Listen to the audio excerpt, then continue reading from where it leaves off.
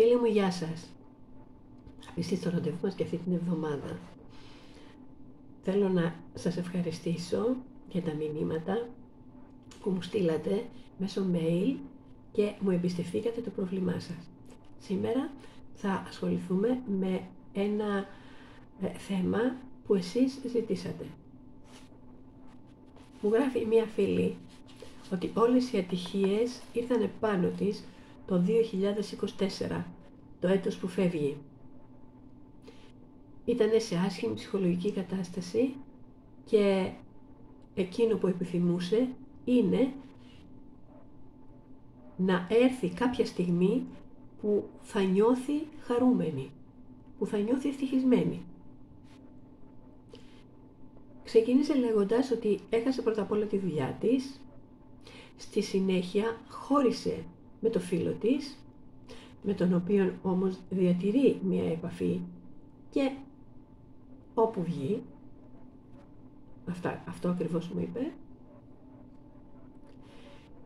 Αυτά τα δύο την οδήγησαν στο να ψάχνει απεγνωσμένα για δουλειά και όσο πήγαινε απελπισμένη για δουλειά, όπως η ίδια μου είπε, φαίνεται πως έβλεπαν την απελπισία στο πρόσωπό μου, δεν έβρισκε δουλειά. Έτσι οδηγήθηκε στην υπερφαγία. Άρχισαν τα κιλά να ανεβαίνουν μέχρι που αποφάσισε να γραφτεί σε ένα γυμναστήριο. Γράφτηκε στο γυμναστήριο και μετά από 3 εβδομάδες στο γυμναστήριο διαπίστωνε ότι η ζυγαριά ανέβαινε. Φυσικά ανέβαινε, όπως η ίδια καταλάβε και μου είπε, γιατί το γυμναστήριο δεν κάνει τίποτε εάν εσύ έρχεσαι στο σπίτι και πέφτεις με τα μούτρα στο φαγητό. Προσπαθούσε τα κενά της να τα γεμίσει με το φαγητό. Είναι συνηθισμένη η αντίδραση αυτή. Μου είπε λοιπόν ότι δεν ξέρω τι να κάνω, είμαι σε απελπιστική κατάσταση και θα ήθελα να ξεφύγω από αυτό. Έναν τρόπο, παρακαλώ, να μου δώσετε μια κατευθυντήρια γραμμή, έτσι ώστε να δω τι πρόκειται να κάνω. Μάλλον να δω τι μπορώ να κάνω. Ξέχασα να σας πω ότι πρόσφατα έχασε και το αγαπημένο της γατάκι. Όλες οι συμφορές, γράφει χαρακτηριστικά, με βρήκαν το 2024 και μάλιστα τους 3 τελευταίους μήνες. Αυτό είναι κάτι κοινό που συμβαίνει σε πολλά άτομα. Θέλω λοιπόν να αρχίσω ξεκαθαρίζοντας ότι τίποτα δεν είναι τυχαίο στη ζωή μας. Όσο άσχημο και να μας φαίνεται κάτι που μας συμβαίνει, γίνεται για να εξυπηρετήσει κάποιο σκοπό. Και γίνεται διότι υπήρχαν προειδοποιήσεις το προηγούμενο χρονικό διάστημα ότι έπρεπε να αλλάξουμε τρόπο σκέψης και να αλλάξουμε πορεία στη ζωή μας, να ξεκαθαρίσουμε τη ζωή μας, να αφήσουμε πίσω μας ό,τι δεν μας κάλυπτε απόλυτα, το εννοώ το απόλυτα, και εμείς δεν πήραμε το μήνυμα. Οι ειδοποιήσεις επαναλήφθησαν και όταν εμείς επανειλημμένα δεν λαμβάνουμε το μήνυμα για πράγματα που συμβαίνουν συνεχώς το ίδιο, επαναλαμβάνεται το ίδιο μοτίβο σε διάφορους τομείς της ζωής μας, στη δουλειά, στην προσωπική μας ζωή, στη σχέση μας με τους φίλους, και δεν αναρωτηθήκαμε τι συμβαίνει εδώ, τότε έρχεται το ασυνείδητο και δίνει τη λύση. Ή αλλιώς η συμπαντική νοημοσύνη, το συμπαντικό συνειδητό, η συμπαντική συνειδητότητα. δίνει τη λύση και η λύση δεν είναι ευχάριστη, γιατί γίνεται απότομα η αλλαγή, αυτό που έπρεπε να είχαμε κάνει. Γίνεται λοιπόν αυτό για να καθαρίσει η ζωή μας από ό,τι δεν εξυπηρετεί πλέον την εξέλιξή μας, από ό,τι μας κρατά καθυλωμένους πίσω, στο παρελθόν και δεν μας επιτρέπει να προχωρήσουμε. Αυτός είναι ο τρόπος σκέψης που είχαμε μέχρι τώρα. Όταν λοιπόν αφαιρείται από τη ζωή μας οτιδήποτε ολοκλήρωσε τον κύκλο του και πλέον δεν είναι χρήσιμο, απλά είναι εμπόδιο για την εξέλιξή μας, τότε το σύμπαν, ας το πω έτσι, η συμπαντική συνειδητότητα, το απομακρύνει από τη ζωή μας για να κάνει χώρο για το καινούριο που έρχεται. Το καινούριο ούτως ή άλλως θα έρθει. Το θέμα είναι εμείς πώς θα το αντιμετωπίσουμε. Δεν μπορούμε να το αντιμετωπίσουμε με τον ίδιο τρόπο σκέψης, γιατί θα χάσουμε χρόνο και θα καταστρέψουμε το καινούριο που έρχεται.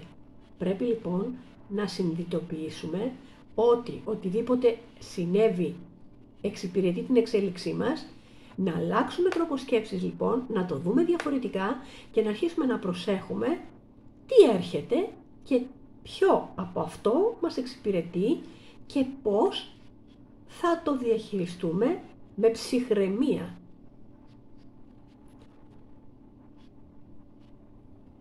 Το ίδιο αντιμετώπισε πριν από 1 μήνα και μία άλλη φίλη.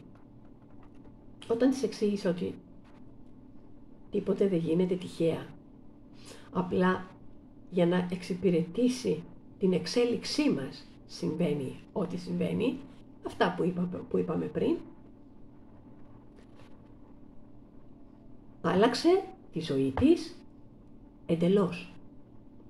Τα έφερε όλα τούμπα κατά το κοινός λεγόμενο. Τι έκανε? Επειδή δεν μπορούσε να βρει δουλειά και χρειαζόταν χρήματα γιατί είχε 2 παιδιά στην εφηβεία, με 2 χρόνια διαφορά το καθένα, βρήκε μία δουλειά σε ένα καφέ απογευματινή. Σερβίρε καφέδες. Αυτή η κυρία τη δουλειά αυτή την κρατάει μέχρι σήμερα. Και είναι ευχαριστημένη. Είναι χαρούμενη.